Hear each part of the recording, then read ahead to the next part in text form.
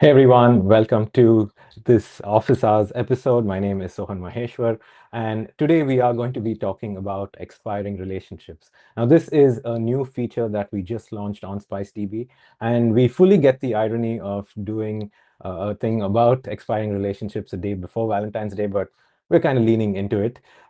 As always, again, I'm Sohan. I'm a dev advocate at OddZ, and today, for the first time on Office Hours, we have Joey, one of the co-founders of Oddsed and also one of the authors of SpiceDB. Hey, Joey, welcome to the show. Thanks for having me. Also, Tanner and Jess in the stream. Hey, folks, thanks for joining in. Joey, I think we should just get straight into it. This is a feature that many of our users have requested. There was a way to do it before, and we have lots to cover today, so I think we can just jump straight into it. Sounds great. Let's do it. All right. So I'm going to pull up slides. So just as a format for today, we have some slides since it's a new feature talking about it, but then Joey is going to show us some code as well, and we'll jump into that demo in a bit. Yeah, Joey, this is perfect for Valentine's Day. So let's talk about expiring relationships. Sure. And if anyone has any questions at any time, feel free to ask and we'll try to answer them as we go along. So let's talk about expiring relationships. So why is relationship expiration important? Let's go to the next slide, Sohan. Next slide after that. Expiration is used in a number of different permissions related areas. It's very important for ephemeral or time limited access. You can imagine if you want to grant someone access to, say, a document, but for a short period of time.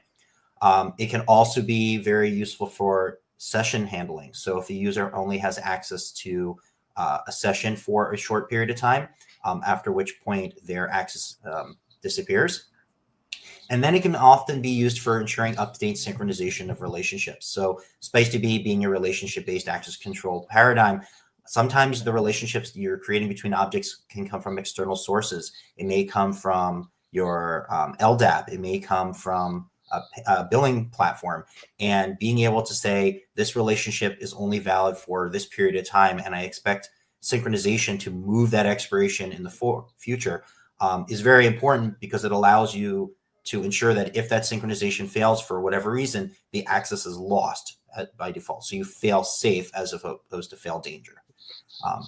There are other areas where expiration can be useful, but these are the three that we see the most common.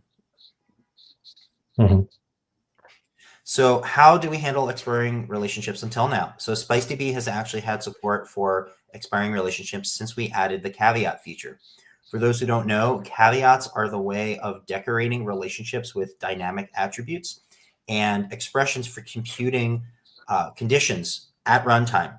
And when that condition is true, the relationship is considered present. And if it's not true, it's considered not present. So if we look here at the code on the right-hand side, this is SpiceDB schema, followed by an example of a relationship. We can see here that the relation viewer, we can decorate it as saying the user is present only when the not expired caveat is true. And we define the not expired caveat as taking in two parameters. The first one is now, which we consider the current date time. And we'll talk a little bit about in a moment why you have to give the time as part of the caveat.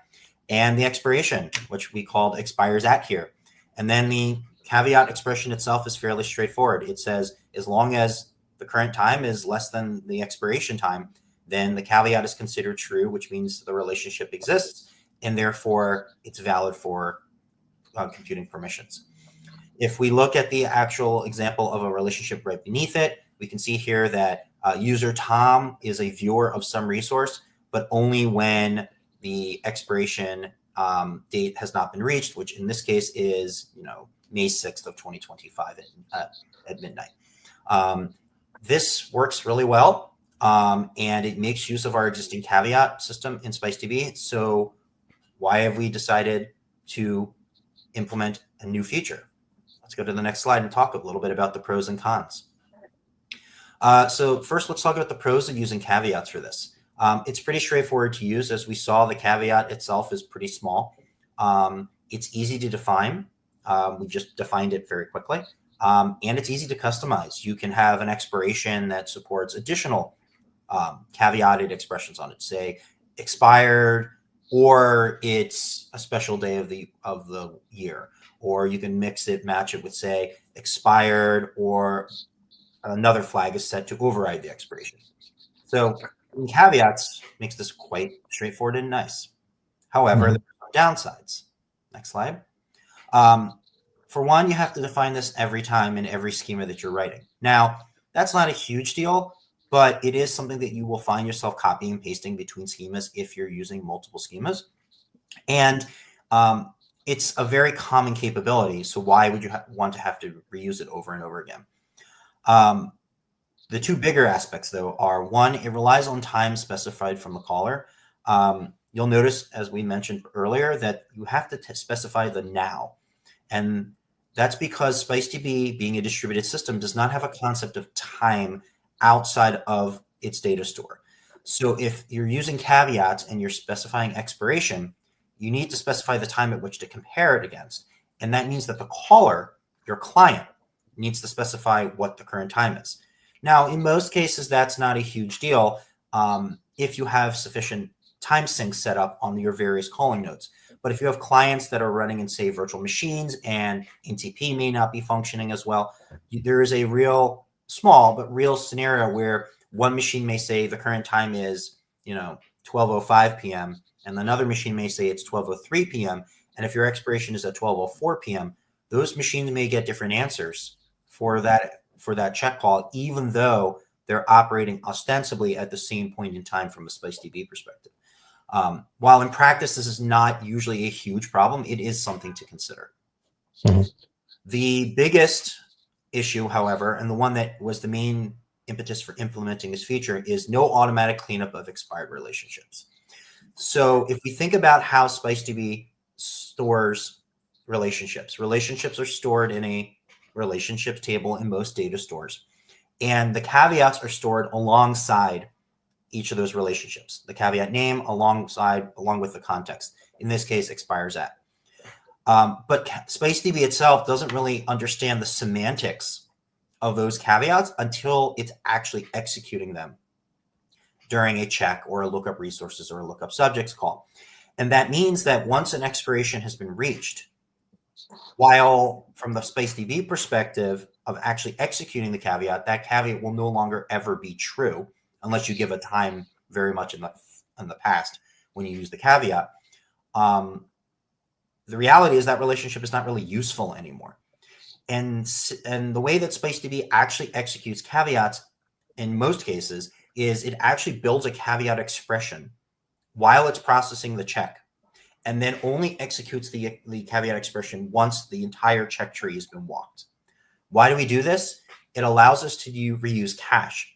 Think about a caveat where one of the parameters is changing every second or every couple hundred milliseconds.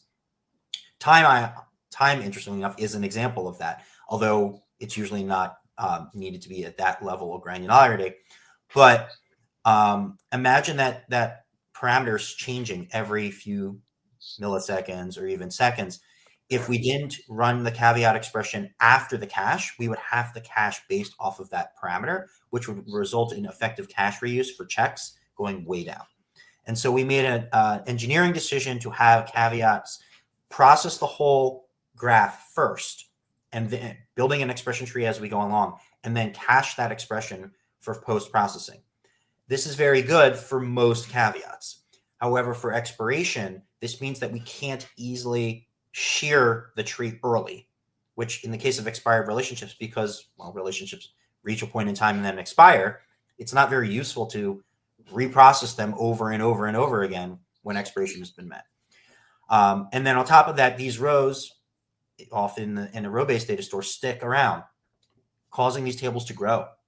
And as long as you're not actively deleting these relationships or overwriting their expirations, they'll just sit there adding overhead to both storage and computation forever, which is not very good when you're trying to build a scalable system that has high performance requirements. Right. And also, like, say you are deleting them and actively keeping track of them, that is also extra overhead to, sort of maintaining all of that, etc. Right? Yeah. 100%. Yeah. A quick couple of follows. Hey, Ordis, thanks for joining in. Also, Jess saying brutal, set your relationship to expire a year from now. Well, I guess you could, model that with expiring Rels very easily, which is one of the things we'll show you. Joe, Yordis has a question, which is, do you have operators to clean those up? And Yordis, I'm assuming you're talking about the garbage collection, within SpiceDB. Yeah, Joey. Yeah, so for caveat based, no, this is one of the major reasons why we've implemented first class expiration. And as we'll see it when we get a little bit into later into the slide deck and the presentation, you'll see that, yes, actually one of the major benefits of this new first class expiration support is the built-in support for automatic cleanup. Yeah, Yordis just confirms the cleanup of those relationships. Yeah, we'll get to that very shortly, Yordis. For folks who just joined in, because I see a couple who have, we are talking about a new feature of SpiceDB called Expiring Relationships. There was a way to sort of model it using this thing called caveats, and we just spoke about the downside of using caveats and how there is first-class support for expiring Rels, which is what Joey's talking about. Yes, so yeah. So let's talk about how we solve this problem. The answer is do it first class. Have SpiceDB actually understand what expiration means outside of just the generic caveat support. Now, it should be noted, this doesn't mean you can't use caveats. You still can use caveats. You can even keep using them for expiration if you so choose.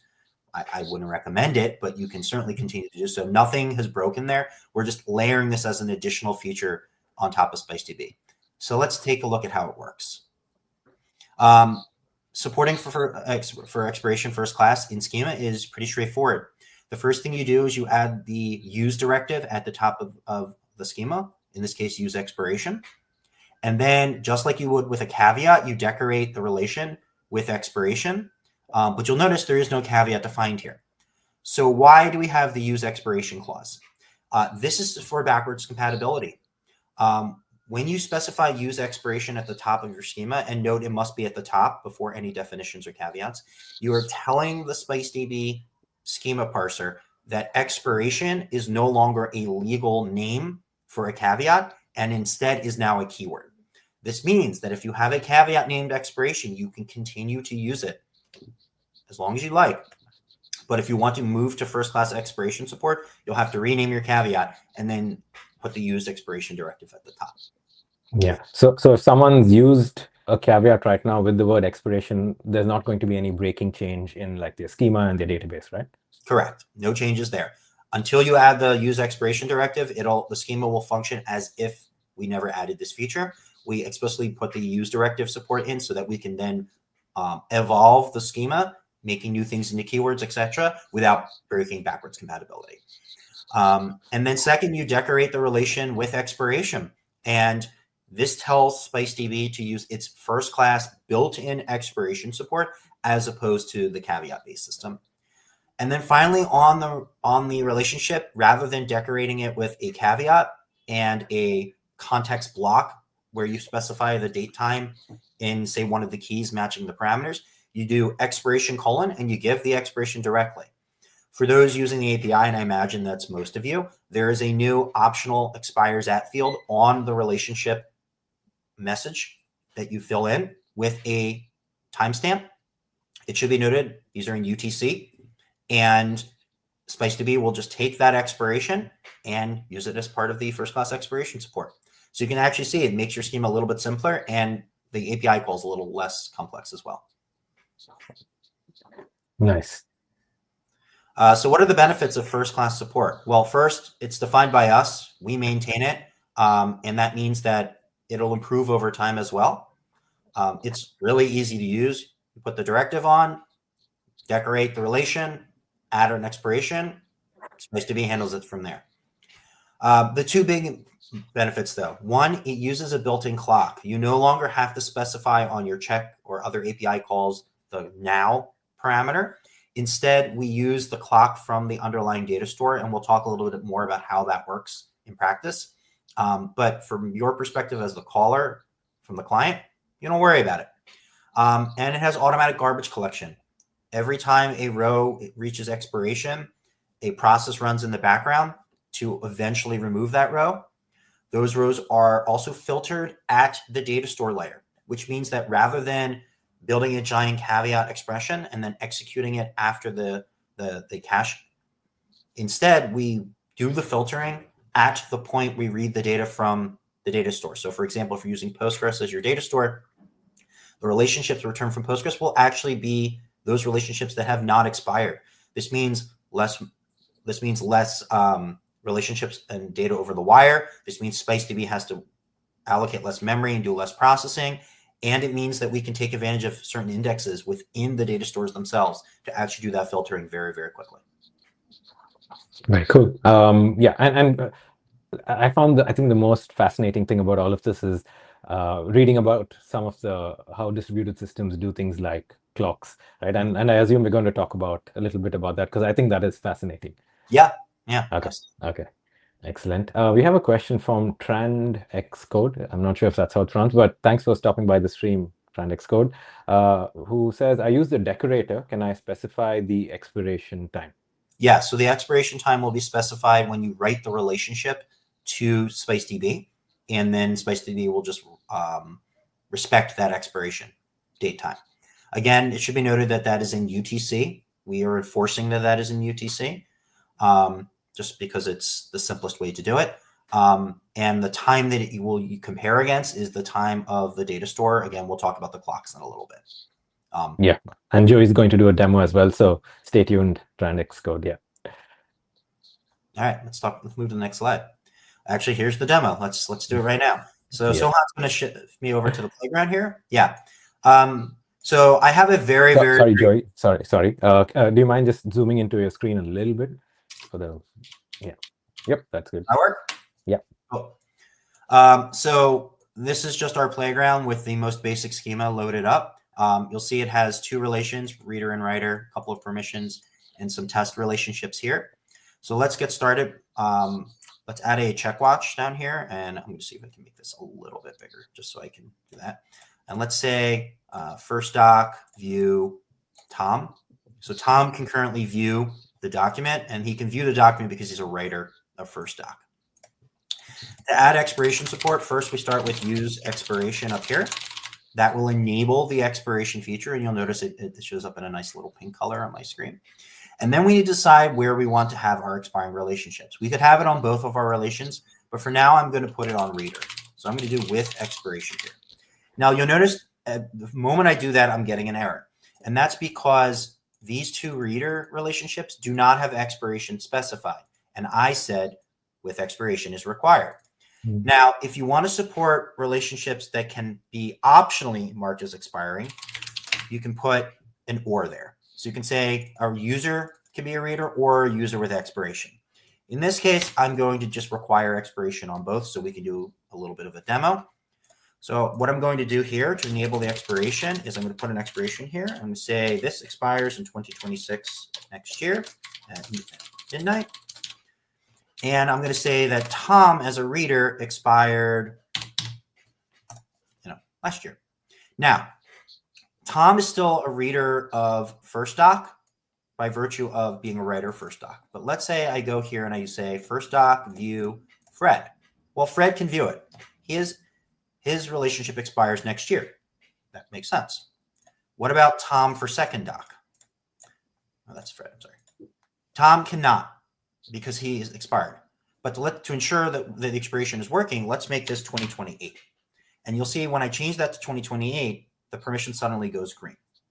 If I open up the permission here, you can see that second doc view reader has Tom. And if I change this back to 2024, Tom isn't found at all. And that's because SpiceDB is filtering this expired relationship from its data set at the point of the query occurring. And so it makes it very easy to say, oh, when does a relationship expire and how do we manage it? Now, I'm sure there are going to be questions about how to use this alongside caveats. So I'm going to do a very quick demo of that as well. You can use expiration alongside caveats. Let's say I have some caveat here, some condition int. I'm going to say some condition equals 42, let's say. The way you use expiration alongside caveats is you do with some condition and. It should be noted that you must put the caveat first. You can't do with expiration and some caveat. We enforce this just for the perspective of readability. And then when you do the relationships here, you always put the caveat first on the relationship. And so, this is some caveat, not some condition. Excuse me. So now, if we go back to my check watches, you can see that Tom still has writer on first dock, which makes him have view access. Tom does not have view on second dock, even though there's a caveat here, because the expiration filtered out the relationship before we even reached the caveat. You'll note that Tom does not have access, even though we didn't specify some condition at all. So the system is optimizing this check and makes it so that it doesn't even return a maybe, even in this case. And then in the case of Fred, because we have some caveat and the condition has not been specified, if we go look at the trace, you can see it's missing some condition. And if I put in some condition 42 here, he has permission. And if I make it 43, he does not. Now, if I were to go and change the expiration on this back to the future, you'll notice that now this check for Tom goes also back to the maybe state. So you can see how the expiration is being processed first, then the caveat is being processed, and it's very simple to mix and match these capabilities. Nice. All right. Very cool. No, I like that. I know if we'll be discussing this later in the stream, but I'd love to know, Joey, is how does this work? Like, from like how does the underlying feature work, basically? Sure. Right? Where, especially when you have like a caveat and you have something like in the example in the test relationships where the relationship had already expired, so there was an optimization, and it said no, there is no permission there already. Yeah, sure. I'm happy to talk about that. So the way it works is when we generate the queries to the underlying data store, expiration is generated as an additional clause in most cases where, since most of our data stores use SQL, there will be an additional clause added onto the SQL statement that filters any relationship rows whose expiration has already been met. In the case of memdb, which is what the playground is using, there's just an additional if statement effectively on the code that says if the expiration has been met, do not return this relationship to the iterator. If you're curious to see how it actually works underneath the covers, I can show that here. Let me share my tab here. So this is the common SQL code for our data store implementation here. I like to go deep because I'm an engineer, so that's what I like to do. And if we go into SQL here, we go all the way down, expiration. We have this query builder with maybe expiration filter turned on here. And as long as expiration is enabled and it's not being skipped, which I'll talk about in a moment, we generate an or clause that says, as long as the expiration is nil or the expiration is greater than now, then include the row. Otherwise, the relationship gets removed by the underlying SQL engine, and this usually Postgres or CockroachDB, and it's never even returned to SpiceDB. So from the implementation perspective of SpiceDB, all of our code that handles reading data from the underlying data store didn't actually have to change at all, which is very, very cool. We were able to implement this just at the data store layer with some exceptions, which I'll speak to in a moment, and just add this additional clause here. So that's actually how it works underneath the covers. Excellent. That is indeed very cool. A quick recap, folks, of what we're doing. We are speaking about a new feature of SpiceDB called Expiring Relationships. And we spoke about how in the past, you could sort of do it with this other feature called caveats, but there were some downsides to it, including things like no automatic garbage collection. So now there is first-class support for expiring relationships, and Joey showing us a demo of how it actually works and how it also works under the hood. Yeah. So a few other things to note in here. So the first one is, why do we have this skip expiration or expiration disabled clause here? The answer is as follows. If you're not using expiration in your schema, why do we want to filter at the SQL layer? Doing so is extra work. So what this does is, if expiration is disabled, which is the case where expiration is not used in your schema at all, we just don't ever add the or clause. Similarly, this skip expiration flag is set if you're accessing a relation that does not reference expiration at all. Let's say, for example, I go back to the schema here. When we're walking, for example, this relation writer, there's no expiration here, right? Expiration, right? No expiration. So when we walk this relation and we go to load all the data from the data store, there's no reason to put the expiration filter on that SQL select statement because we know by definition expiration is not possible here. So one of the things we put a lot of time and effort in when we were implementing expiration as a first class support is it should never make existing operations slower than they already are. In other words, we should not have any latency impact from expiration when it's not being used. And so as a result, we actually are dynamically using the type system determine that, oh, expiration is not possible in this relation. So we just pass skip expiration true, and we just don't put it on the query at all. In practice, between this and the fact that expiration is handled at the index layer for a bunch of this, the overhead from expiration is incredibly small. And actually, with some of the additional benefits we've put in, improvements we've put in between SpiceDB 139 and 140, especially, we actually made the SQL portion of the data stores much faster. So actually, 140 today is much better than even 138, despite the fact that we have this additional capability in place. Nice. I think Yordis also agrees. A very cool feature. Yeah, agree, Yordis. It's very cool. Yeah. Yeah. And one additional point of deep diving, just because I'm sure people are going to be interested. How do we actually do the garbage collection within the data stores? So it actually is very data store specific. So in the case of CockroachDB and Spanner, they both actually have support built in for cleaning up of expired relationships, or expired rows, I should say, which is really cool. So if we look at the migration for CockroachDB, you'll notice here that we add an expiration policy on the relation tuple table, which is the relationships table. And we say the TTL for these rows is the expires at column, and we run this cron job daily. So this means that we write the expiration into this column, expires at, and then CockroachDB's own internal garbage collection system every day will come along and see any rows that have expired and delete them, which is really great. We don't really have to do much work there. Note that this is daily, which means that if a row expires this instant, it could be up to 24 hours plus however long it takes the garbage collection to run before that row is actually removed.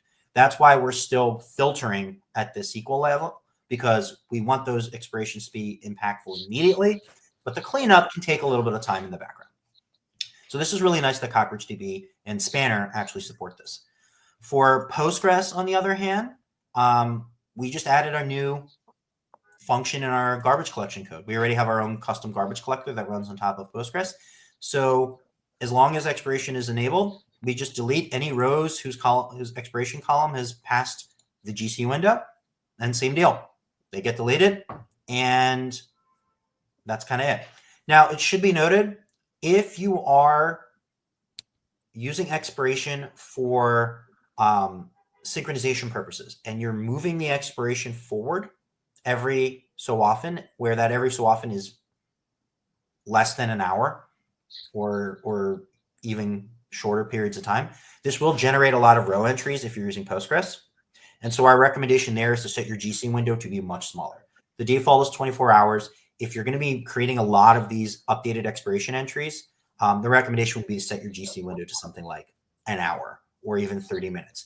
This means that you won't be able to time travel using @exact snapshot backwards more than an hour, but for most users, that's probably okay, and it would vastly reduce the number of rows in the table, and that's good for performance purposes. Right. Okay. And again, just to clarify, and just for my knowledge, Joey, the Postgres doesn't come with its own garbage collection, or No. we use? Okay. Okay. Yeah. So for Postgres and MySQL, our implementations do our own garbage collection because we do our own MVCC to support proper consistency and Z tokens on top of those data stores. Got it. Also, another question unrelated to this: what mechanical keyboard are you using? I'm using a DOS keyboard, actually. Wow. Okay. Cherry MX Blue. Funny story for those who are interested. I type very, very loudly, and I type very, very quickly. I like the feeling and the sound of like an MX Blue mechanical keyboard. But some of my colleagues at OffZ, who we used to work together in the same office, required me to get nothing louder than a Cherry MX Brown keyboard for the office because they could otherwise hear me typing through their noise canceling headphones. Okay. Which was funny. So I had to get I had to get a quieter keyboard when we had a physical office. But when I work from home, I can have it as loud a keyboard as I wish. Yeah, nice. Yeah, and yours says lol. I'm sure there are other mechanical keyboard fans in the chat as well. Let us know if you are. I unfortunately like one, but because I do things like streams and stuff, it is a little loud.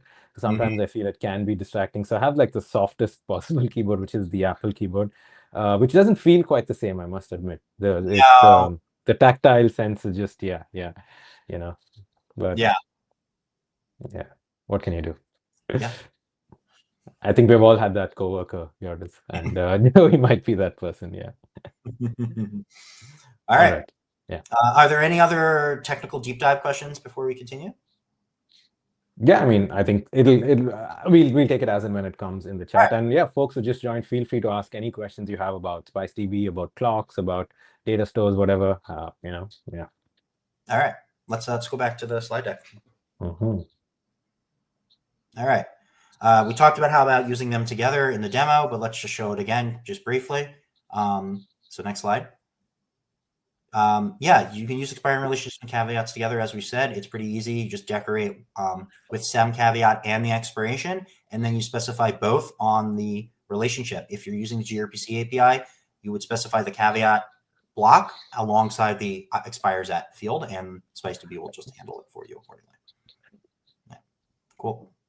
So we talked about how it works. We kind of got ahead of ourselves here but that's okay. Let's go to the next slide. Let's talk about it in some other detail. All relationships are now support being decorated with an expiration date time. This is generally speaking a new expires at column in the underlying data store table. Date time is stored in UTC. You can specify non-UTC date times in the string format of the relationship expiration as long as you specify the time zone, and then we'll parse it and turn it into UTC. Filtering of alive relationships occurs within the data store using the data store's own clock, and data stores have garbage collection to clean up expired relationships. So we walked pretty much through that. A note on the clocks. So clocks are a very, very hard problem in distributed systems, as I mentioned. And as mentioned here, we are using the data store's own clock. If you're running a single master data store like Postgres or MySQL, this isn't a huge deal. We just use whatever the time is on that node, and it's consistent across all the select calls.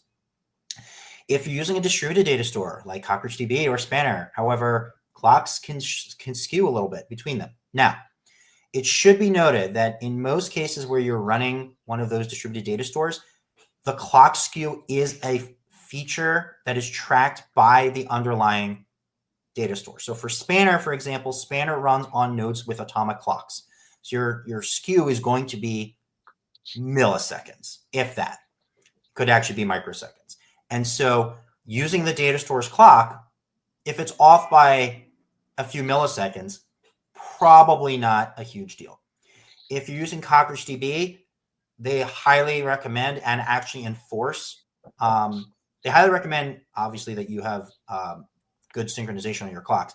And they actually enforce, I should say, a maximum clock skew. Typically, this is no more than half a second.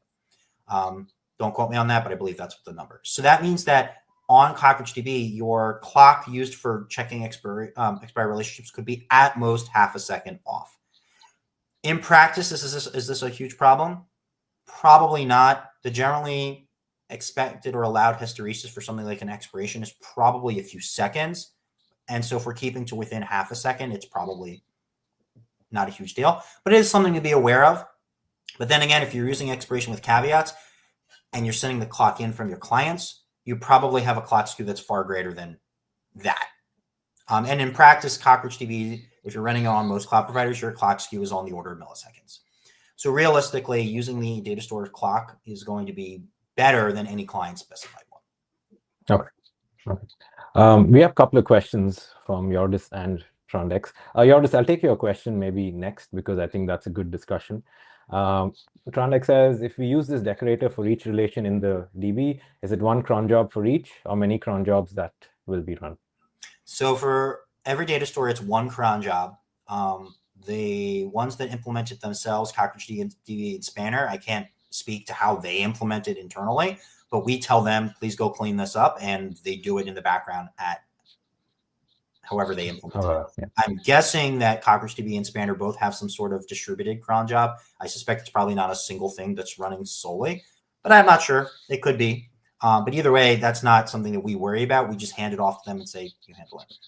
For Postgres and MySQL, it's part of the garbage collection process. We have implemented fairly recently in version 140 of SpiceDB a locking mechanism to prevent multiple nodes from doing garbage collection of the underlying data store at the same time. And this was a way of reducing the impact on the data store. So for Postgres, we'll take a lock, we'll do the garbage collection in chunks, and then we'll release the lock. But it is still a single cron job processing the deletion. But it's fairly quick. There's an index there. So finding the expired rows is very quick, and then deleting them is pretty straightforward. Yeah, hope that answered your question, Trandex. And again, feel free to ask follow-ups to it. Yordis, I'm very glad you asked this question, and I was planning on picking Joey's brain about this as well, right? Let's not maybe assume like all the technical stuff for now, but what is the biggest opportunity for such a feature based on your experience? And Yordis continues saying, planting a carrot of teaching people to take advantage of it. So, as many items as possible is better, which, yeah, great question, Yordis. So what does this unlock, basically, right? Like from a feature point of view, we know permissions are hard. So what does this make easier? Yeah, so I'll speak to like 2 or 3 like real world examples. So real world example 1 is you want to share a resource with somebody for a set period of time.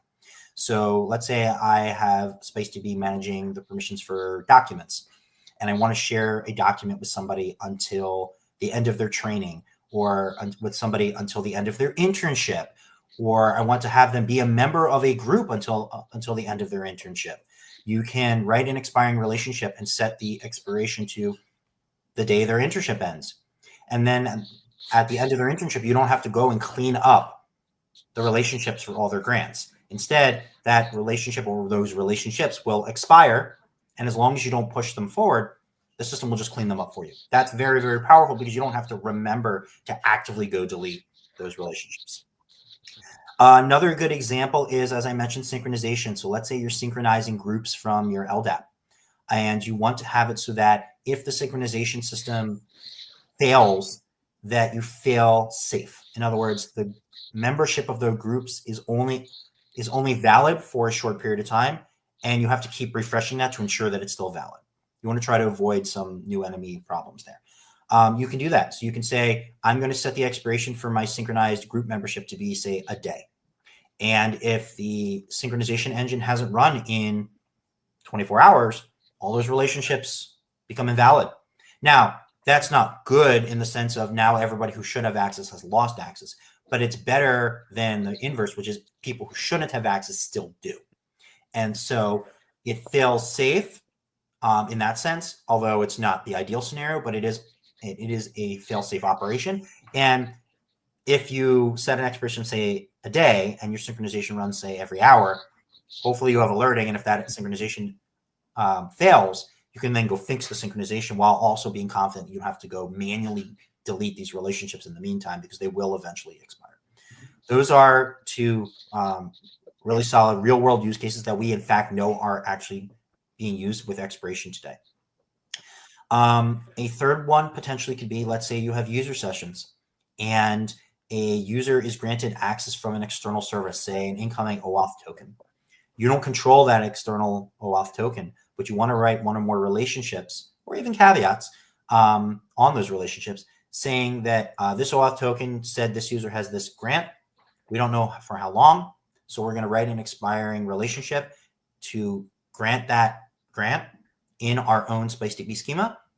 And then if the user hasn't refreshed their auth token in, say, 6 hours, then that grant will disappear because we can't be sure that that grant is still valid for that user. So those are 3 canonical examples of using expired relationships. I might have an example, and I'd love to run it by you, Joey. So 2 weeks ago, we did a stream, Victor and myself, on modeling Discord's permission system using SpiceDB. And Discord has this pretty cool thing where you can put people into a timeout.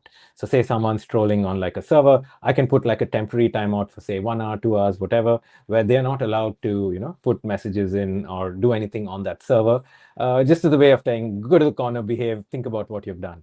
And we actually did that using caveats because Expiring Relationships hadn't released yet. But I feel Expiring Rels could be the perfect use case for something like that. Absolutely. So you could set a relation, say banned or timed out, and you could set it to user with expiration, and then you would just remove the banned or timed out user set from the permission, say permission chat, using an exclusion operator. And those relationships, once the expiration is met, the relationship would expire and the user would be allowed to chat again. Absolutely. It'd be very easy to do. Nice. And yeah, I think a follow-up question from you this is, could I get a webhook out of such expiration to maintain some data on my end? Interesting. So yes, but with a caveat, and pun absolutely, Yeah. pun absolutely intended there. So when a relationship is written into SpiceDB, the expiration will be returned as part of the SpiceDB watch API, along with all the other information on the relationship. At that point, you, the consumer of the expiration of the relationships, from the watch API, can then choose to track that expiration however you see fit. However, SpiceDB today will not issue an event when the expiration is reached. Now, why is that? The answer is, in order to do that effectively, we would have to continuously scan the table. And that's very, very slow and would not scale. You might ask, well, what happens when the relationship gets deleted?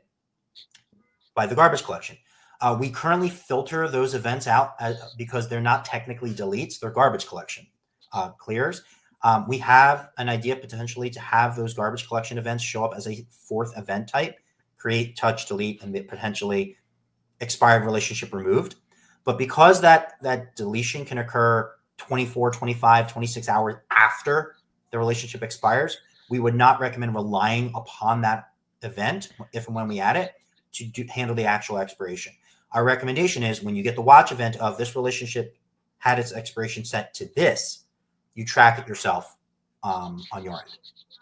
Okay. And Joey, for those who may not be familiar, can you do a quick 2-minute summary on how the Watch API works, like what events it actually sends? And yeah. Yeah, so the Watch API is an API built into SpiceDB. You subscribe to receive either all of the events about relationship changes in the system or a subset based on a filter. And anytime a relationship is written or deleted in SpiceDB, you will receive an event from the Watch API saying such and such relationship was created, or such and such relationship was deleted, or such and such relationship had its caveat or now expiration changed to this new value. And you can then use that stream of changes to build your own indexes, to watch for, to audit for who got access, who lost access, etc. And it's also used internally by our own technology, for example, by SpiceDB index Materialize, which does denormalization. And Materialize actually uses the same Watch API to build its own representation of all of the relationships in the graph for its own denormalization. Yeah. Yeah. And Yoris also says it requires people to make assumptions about in their data models, etc. Also, maybe that is good enough for you to understand a bit more. I'm in the event-driven event sourcing camp, so I need those to move on in the workflow. Async is much better with the proper ASIL. Okay. But yeah, I think this way you can keep up with those events, Yoris, where, like a relationship has an expiration added to it, and then you can process it in any such way. Yeah. Sorry, go ahead, Joey. I was going to say our recommendation for doing so is basically when you get a relationship touch event coming in, you check if it has an expiration. If it does, you put that into a tracking index somewhere on your end that says this relationship will expire at this point, and then you choose how you want to handle that event when that point in time is reached. So for Materialize, we are keeping we're keeping a custom index of here are all the relationships and when they expire. And we have our own internal process that says when that expiration is reached, we process it as if it were a delete in Materialize. And we can do that in Materialize because we can keep those indexes in a much faster and better representation versus the entire relationships table in the data store for SpiceDB. Right. Okay, Trandex says, I think that is a good idea to use this approach to store authenticated user without Redis. I'm not sure I quite understood that one, Trandex. If I'm understanding it, the direction is that you could have an authenticated user session with an expiring relationship linked to a user, and when that session expires, then it's no longer valid. Not authenticated. Okay. Yeah. Okay. All right. Oh, okay. Yeah. Sorry. Last comment from Yordis before we move on. But Yordis, please continue with their comments there as well. I would tell you the expiration so I know ahead of time. I'm thinking more of having a whatever expired on my end driven by your expiration. Yeah, okay. You can absolutely do that. As I said, the expiration will come out of the watch API. So you don't need to worry about who on your front end sets the expiration. You only need to have your code, which is using the watch API, handle the expiration when it comes out of the watch. So it could be set by 17 different clients. Doesn't matter. You only have to handle it at the receiving end. Yeah. All right. Well, we've been doing Q&A. We've been doing Any other questions that anyone has, I'm happy to answer. And it doesn't have to be related to expiring relationships. It can be anything SpiceDB or outside related. Yeah. And I also just want to shout out that we have a very active Discord where folks like Joey and a bunch of the engineering team and myself, we hang out. So yeah, if you have any questions when you're trying this out later on, or even any feedback, jump into our Discord and let us know about it. And we love to hear from you. Okay, I think there are a couple more questions. Yeah, Yordis says, love it. So difficult not to fall in love with the amazing product and cool people like Jess and so on. We did not pay Yordis to say that, I swear. He completely said that on this. I agree. Jess and so on are very cool people. No, but thanks, Yordis. Thanks for stopping by.